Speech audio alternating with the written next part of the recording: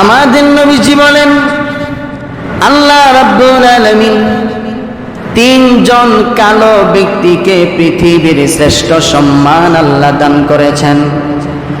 এর মধ্যে একজনের নাম বলেছেন লুকমানে হাকিম। এক কালার নাম হলো লুকমান। কেমন কালো? হাবশিতেও এত কালো লোক হয় না, এমন কালা, দেখতে বিশ্রী লোকটা। বাড়ি ফ্যাট তার বড়, পেট বড়, ঠোঁট মোটা, দাঁত উঁচা উঁচা দাঁত, দেখতে খুব বিশ্রী একটা মানুষ। কিন্তু আল্লাহ নবী বলেন, লুকমান হাকিমকে আল্লাহ তাআলা এত মান সম্মান আর ইজ্জত আল্লাহ দান করেছেন। তাম পৃথিবীর আল্লাহ যত মাখলুকাত আছে রে, সমস্ত মাখলুকাত গুলো লুকমানে হাকিমকে সম্মান করে। আসমানের ফেরেশতারাও তাকে সম্মান করে। তিনি হলেন লুকমানে হাকিম, যিনি তার সন্তানকে ইয়া বুনাইয়া, আদরের সন্তানকে নসিহত করেছিলেন কয়েকটা। হে আদরের সন্তান, লা তুশরিক বিল্লাহ, আল্লাহর সাথে শিরিক করো না। কয়েকটা নসিহত তার সন্তানকে করেছিলেন ইখলাসের সাথে, আল্লাহর সন্তুষ্টি মহব্বত অন্তরে নিয়ে তার সন্তানকে কয়েকটা নসিহত করেছিলেন, ওয়াজ করেছিলেন, আদেশ দিয়েছিলেন। বাবা হিসেবে সন্তানকে কয়েকটা ভালো কাজের আদেশ দিয়েছিলেন। ওই নসিহতগুলো আল্লাহ রাব্বুল আলামিনের কাছে এত পছন্দ হয়েছে, আমার আল্লাহ তার কথাগুলোকে কোট করিয়া আল্লাহ কোরআনের আয়াত বানাইয়া আমাদের বিশ্ব নবীর কাছে ওইগুলো নাজিল করেছে। এক কালার নাম লুকমানে হাকিম, আরেকজন কালো ব্যক্তি যার সম্মান মর্যাদা আল্লাহ দিয়েছেন রাসূলুল্লাহ বলতেছেন। দুই নাম্বার কালো ব্যক্তি যার নাম হযরত বিলাল, আল্লাহ যাকে সম্মান দিয়েছেন। বিলাল এমন কালো, আবার গোলাম,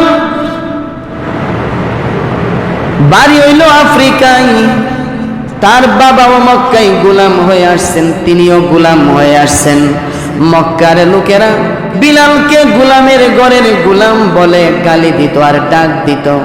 তার বাবাও গোলাম, তিনিও ছিলেন গোলাম, আবার ছিলেন কালো, দেখতে বিশ্রী।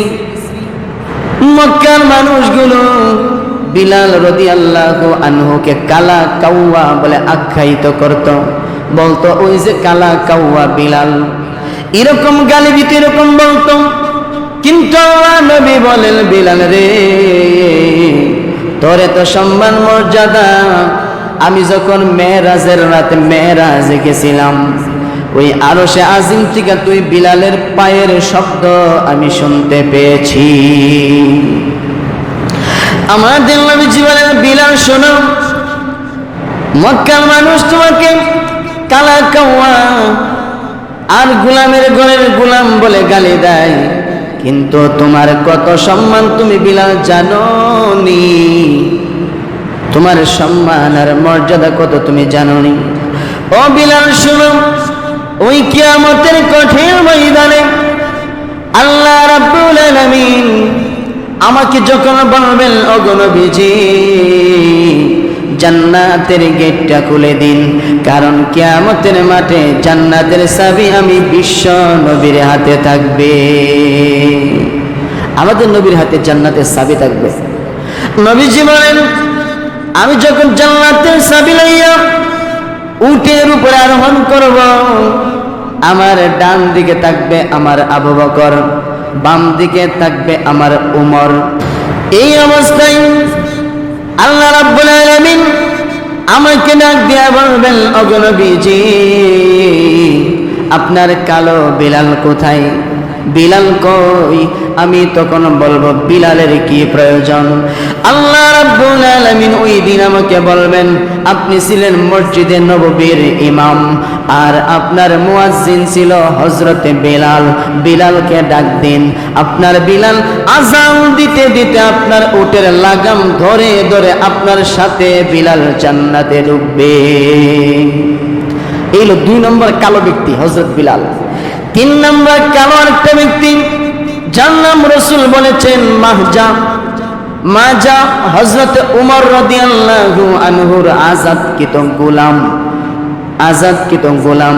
নবীজি বলেন মাজা যদিও আযাদকৃত গোলাম, কিন্তু মাজার এত সম্মান, ওই কিয়ামতের মাঠে আল্লাহ রাব্বুল আলামিন যখন মাজাকে বলবেন জান্নাতে চলে যাও, তখন জান্নাতের মাঝখানের দরজা থেকে ডাক আসবে, হে হে প্রধান অতিথি, হে প্রধান মেহমান, ও আল্লাহর জান্নাতের মেহমান, আপনি আমার দরজা দিয়ে আল্লাহর তৈরি জান্নাতে প্রবেশ করেন। জান্নাতের মাঝখানের দরজা থেকে ডাক আসবে, হে মেহমান, হে জান্নাতের অতিথি, আপনি আমার দরজা দিয়ে জান্নাতে প্রবেশ করুন। মাহাজার ব্যাপারে রাসূল এরকম বলছেন। মাজা এই 3 জন কালো ব্যক্তি যাদেরকে আল্লাহ পৃথিবীর শ্রেষ্ঠ সম্মান দিয়েছেন, 3 জন কালারে। একজন লোকমানে হাকিম, 2 নম্বর হযরত বিলাল, 3 নম্বর হযরতে মাজা। লোকমানে হাকিম এত সম্মানী ব্যক্তি, যার কথাগুলো আল্লাহ পাক কোরআনের মধ্যে কালামের ভিতরে আল্লাহ জায়গা দিয়েছেন। লোকমানে হাকিম এমন সম্মানী আর এত দামি। লোকমানে হাকিম একদিন মাঠের মধ্যে বয়ান করতেছেন। মাঠের মধ্যে একজন লোক বয়ানের ফাঁক দিয়ে ওইটা দাঁড়াইয়া প্রশ্ন করতেছেন, ও লোকমানে হাকিম, আমি আপনাকে একটা প্রশ্ন করতে চাই, কিন্তু আপনি যেই সম্মানী, এত সম্মানী মানুষ, আপনি আপনার এই প্রশ্নটা কেমনে করতাম? নিজেই ভাবতেছি প্রশ্নটা আপনারে কেমনে করতাম। লোকমান হাকিম বলেন, অসুবিধা নাই, প্রশ্ন করো, আমি উত্তর দিব। এমনি লোকটা ডাক দিয়ে বলে, এই মাঠের মধ্যে আমি বকরি চড়াইতাম, ছাগল চড়াইতাম, আমার সঙ্গে একজন লোকমান বকরি চড়াইতো, ছাগল চড়াইতো, কিন্তু দেখতে লোকটা আপনার মতোই, আপনার লাগান এরকমই কালা, এরকমই বাড়ি, এরকমই পেট বড়, এরকমই দাঁত লম্বা, এরকমই ঠোঁটগুলো মোটা মোটা, আপনার মতোই, কিন্তু আপনি যেই সম্মানী, এত সম্মানে আপনি পৌঁছে গেছেন, আপনারে আমি এখন কেমনে কইতাম যে ওই লোকটা কি আপনি ওই নাকি? তা আপনার একসাথে প্রাইমারি স্কুলে লেখাপড়া করছেন, হাই স্কুলে লেখাপড়া করছেন, কিন্তু আপনি হয়ে গেছেন কি অটো ড্রাইভার, আর আপনার ক্লাসমেট হয়ে গেছে গা ব্যারিস্টার, অথবা একটা মন্ত্রী হয়ে বই রয়েছে। উনি বেটার কেমনি গিয়ে প্রশ্নটা করতেন, কেমনি কি তা কইতেন? এখন যেই মাত্র প্রশ্ন করেছেন, এমনি লোকমান হাকিম ডাক দিয়ে বলে, হ্যাঁ আমি সেই লোক, যেই লোক তোমার সাথে এই মাঠের মধ্যে বকরি চড়াইতাম। কারণ আল্লাহওয়ালারা পেছনের ইতিহাস ভুলে যায় না। হযরত উমর রাদিয়াল্লাহু আনহু তিনিও এই অভ্যাস ছাড়তে পারেন নাই। উমর যখন খলিফা, একটি মাঠের সামনে দাঁড়াইয়া হযরত উমর বিকালে চোখের পানি ছেড়ে দিয়ে কাঁদলেন। অন্য সাহাবীরা জিজ্ঞাসা করেন, হে উমর, এই মাঠের দিকে তাকাইয়া এইভাবে চোখের পানি ছেড়ে দিয়া কেন কাঁদেন? হযরত উমর বলে, আমি তো এই মাঠের রাখাল, আমি উমরের কোনো দাম সম্মান ইজ্জত সম্মান আমার ছিল না। আমি উমর, আমার আব্বা মাথার মধ্যে আমার থাপ্পড় দিত আর বলতো, উমর রে, তোর মাথার মধ্যে উটের লেদা সেনা আইলো কোত্থেকে? উটের লেদা সেনা তোর মাথার মধ্যে আইলো কোত্থেকে? আমি বলতো, আব্বা, ওই যে যখন সূর্য ওঠে, রৌদ্রের তাপ যখন বেড়ে যায়, ছায়ার জন্য কোথায় যাব? উটের পিছনে গিয়ে বসে থাকতাম, আর উট লেদা সেনা সব আমার মাথা তুই দিত। আব্বা থাপ্পড় দিয়া বলতো, লম্বা একটা ছেলে, আল্লাহ আমারে দিল, কোনো আকল বুদ্ধির লেশও নাই। উটের পিছনে বলে যে তোর লেদা সেনা দিব, তোর উত্তর বুঝো নাই, থাপ্পড় দিত।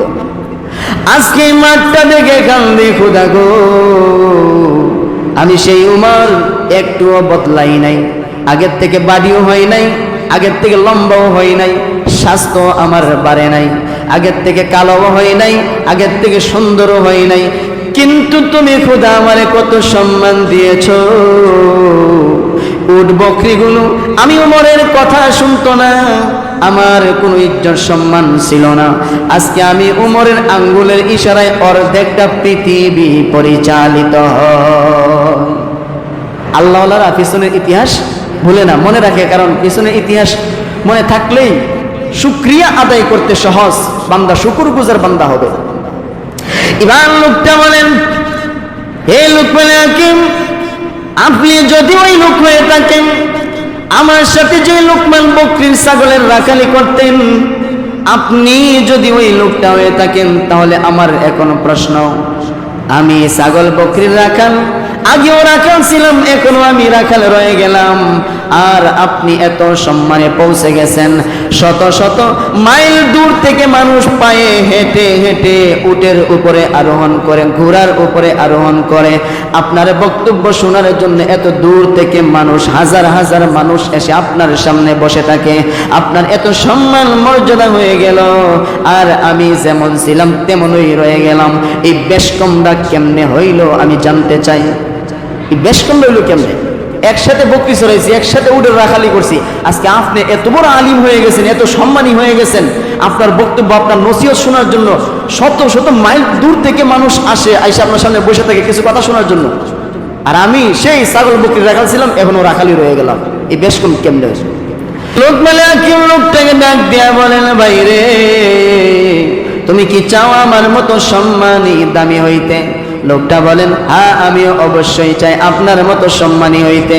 এমনি লোকমান হাকিম বলেন, আমি যেই গুণগুলো অর্জন করেছি, যেই গুণগুলোর কারণে দুনিয়াতে আমার এত সম্মান মর্যাদা বেড়ে গেছে, আল্লাহ আমার এত সম্মান মর্যাদা দান করেছেন, ওই গুণগুলো তুমিও যদি অর্জন করতে পারো, তাহলে তোমারও সম্মান মর্যাদা দুনিয়া এবং আখিরাতে আল্লাহ বাড়ায়া দিবে।